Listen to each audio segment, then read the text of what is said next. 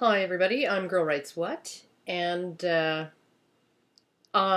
this manipulative bitch. I tend to come across as extremely reasonable even when I'm saying outrageous things. Intellectual dishonesty and resistance to logic. Constantly stroking our egos and nibbling our cunt lips. And yes, I'm speaking in generalizations. You see how all of that works? Our male-dominated society has always been gynocentric. The gynocentrism is where the male domination all came from. No, no, no fucking way. It's chicanery and pandering of the cheapest order. Attacking feminism for the sake of attacking feminism.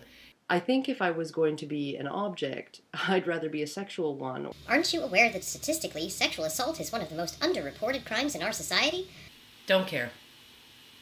And the way alleged victims are treated is part of the problem. Don't care. It's mind-boggling. It really, really fucking is. And keep in mind the rapey overtones. All roads lead to misogyny. Eugenics seems like a better idea every day. We want to live in an estrogen-free world because of misogyny. Because they're too busy admiring their own vaginas. According to the feminists on Twitter.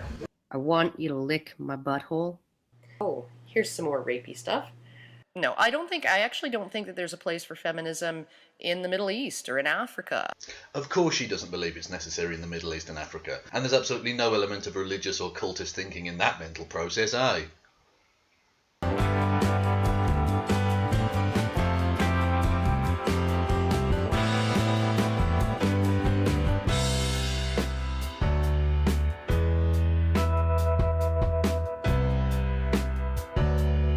Hello there, hello there, hello there, and welcome, one and all, to episode Two Little Ducks 22 of The Descent of Man-osphere.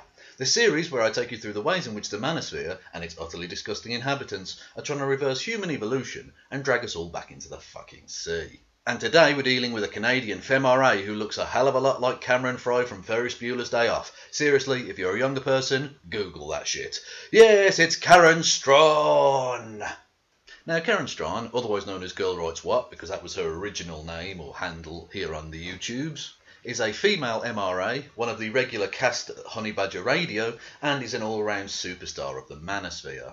And frankly, the only reason she's had to wait for so long for her induction into the Hall of Shame that is the Descent of Man-osphere is because she's produced an absolutely inhumane amount of content, what with her fucking own channel and the Honey Badger Radio stuff and speeches and debates and all sorts of ridiculous amounts of stuff which I've had to wade through.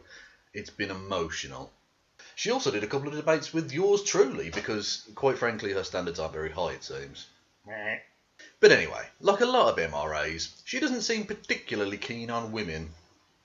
Fuck's sake, feminists. You aren't doing much to dispel the myth that women can't math.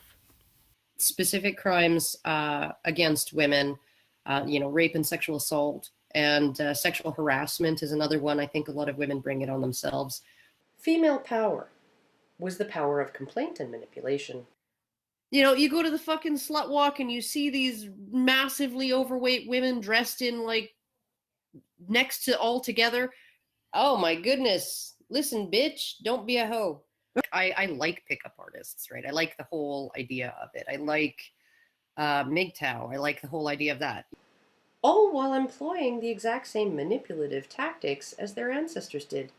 Decrying MRAs out because they're too busy admiring their own vaginas. Yes, even the women in the MRM seem to hate women. And they wonder why they get a reputation as woman haters. It's just fucking baffling, isn't it?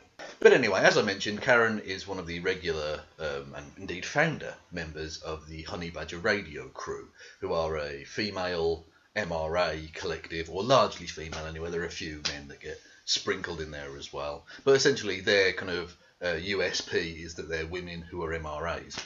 And as part of that, Karen does a regular show called Rant Zerka, which she co-hosts with the Honey Badger Radio's resident fucking mentalist Alison Tiemann. And the reason I've introduced you to the Rant Zerka show will become apparent in a couple of minutes. But I did want to bring to your attention this one little thing, because it did make me laugh whilst listening to the endless fucking hours and hours of these Rant Zerka fucking pieces of shite. And that is a thing that me and Karen have in common, sort of. in that we get disrupted from a not necessarily human source whilst recording. I'm gonna kill my dog because she's barking. Hero dog, I will fucking beat you. Go lie down. Dog, I am going to beat the ever-loving shit out of you. Stop growling. There's nothing out there. Okay, sorry. Yes, just it didn't come out, right? It didn't turn out. So, dog, I swear I'm gonna kill my fucking dog.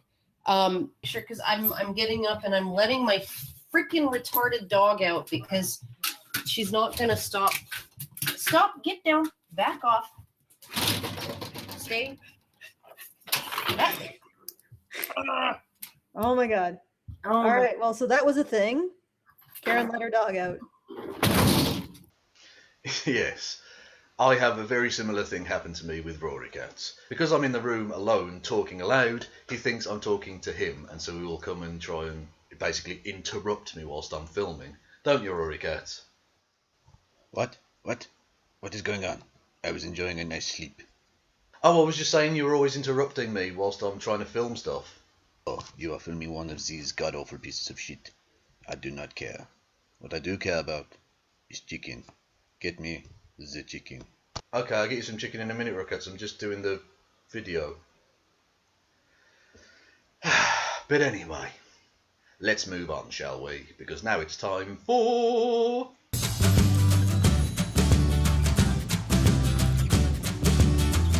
Yes, it's the inevitable bit about Lacey Green. okay, so I'm gonna like set this back to 1 second because she talks so fast that you might actually miss something in that 1 second. Indeed. Yeah. Okay, here we go. Here we go. We're diving right into it. I've taken my 4 extra strength Tylenol, drank that last little bit of wine. I'm ready. I didn't actually take that much Tylenol. It's bad for your liver to mix that with alcohol. But here we go. Okay. So, you're a feminist now. No, I am not. Well, obviously she's not referring to you, is she? I mean, look, Karen, you are a middle-aged anti-feminist. Lacey Green's target audience are largely teenagers and largely more susceptible to feminism. This video is clearly being aimed at people, mainly young women, who are just discovering feminism and getting into it, okay? So why the fuck did you react as if this was being directed to you when it wasn't? You're just being a facetious dickhead about it. How much are you willing to tolerate the non-feminists in society? Feminists are, because it seems like you like to apply a lot of pressure, not actual violent pressure, at least a lot of moral pressure, like you're morally superior to us. Yeah, and anybody who is a non-feminist is actually intellectually bankrupt. That they just don't know, they just don't get it. There's something missing there. There's something missing in their brain, and Yep, that's pretty much spot on, to be honest. It's gonna get problematic up in here. yeah, it always is. Okay, I just want to draw attention to something. This show is called Braless. I can almost guarantee you Lacey Green is wearing a bra right now.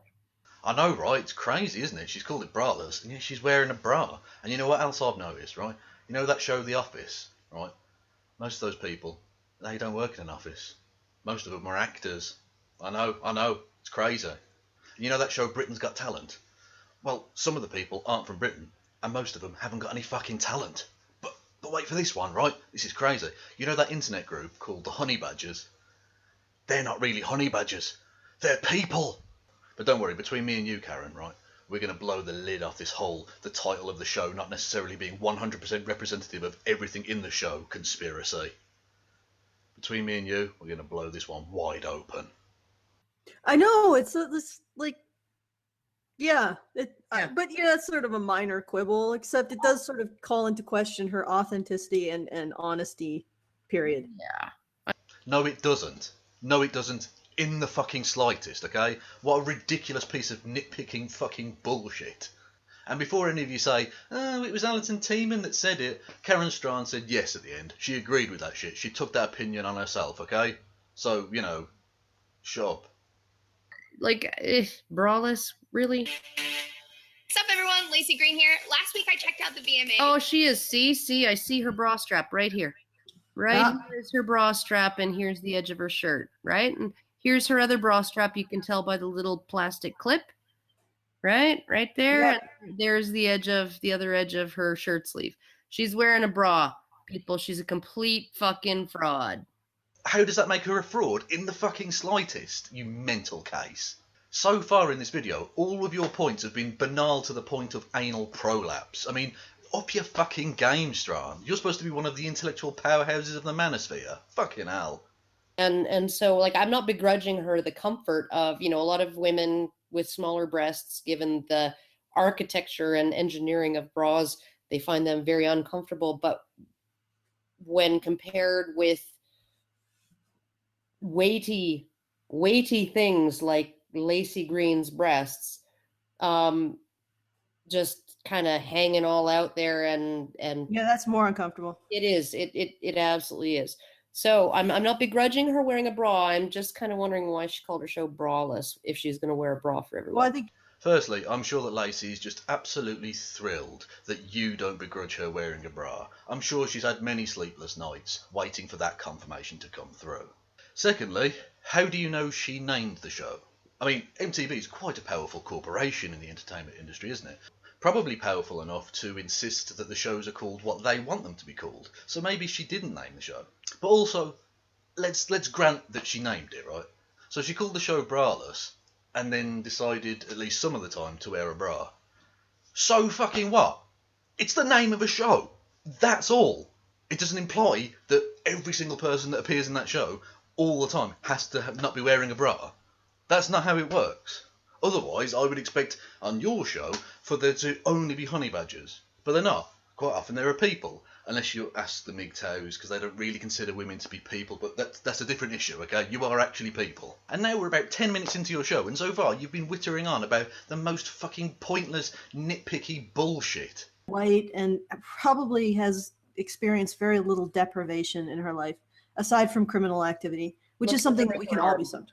Look at her upper arms. I don't think she's going hungry. And I'm not she's not going saying hungry. to body shame her. I'm just saying that she's not going hungry. Oh, so you're just going to fat shame her? I mean, she's not even, like, obese or anything. She's just ever so slightly chunky. And yet you're going to diss on her for that. What a prick. Okay. All right. All right. Carrying on. Weekend calls women bitches and hoes. What's Oh, my goodness. Listen, bitch, don't be a hoe. Okay. So what? So what? So what? Some guy raps or does hip hop and calls women bitches and hoes. I forgot. No woman ever behaved like a bitch. No woman ever behaved like a hoe. Not And if possible. she did, that's perfectly within her rights, and she should never be judged by, for that. Well, how phenomenally disingenuous of you. Because you know that in certain types of music, words like bitches and hoes are not just being used to describe women who are sexually promiscuous, but are being used to denigrate all women. So even if you're one of these people that agrees that slut shaming is a good thing to do, which, by the way, you shouldn't be one of those fucking people, but even if you are, this argument still doesn't apply in this case. Because this isn't even, as you see, an accurate description of behaviour. It's being used to smear and tar all women, regardless of their sexuality. I mean, this is being used to describe nuns as well. Like, it's ridiculous. Ultimately, everything what is problematic is anything that harms women in their parlance. Or Anything that annoys harms them, women. or annoys them, or calls them out on their behavior, or Does like the thing is, it's only and you can only allow those men who are part of another group. So essentially, what they're doing is they're saying that the only measuring stick that we can measure the morality of society by is harm to women. That's it. They'll only acknowledge harm to men if men fall into categories unrelated to being male. Yeah, Like- no, you can. A black man can be harmed because he's black. A gay man can be harmed because he's gay. A Muslim man can be harmed because he's Muslim. But not because he's male. No. No. Okay. See, you set the game up so that we can't possibly win. This is why we call you ideological.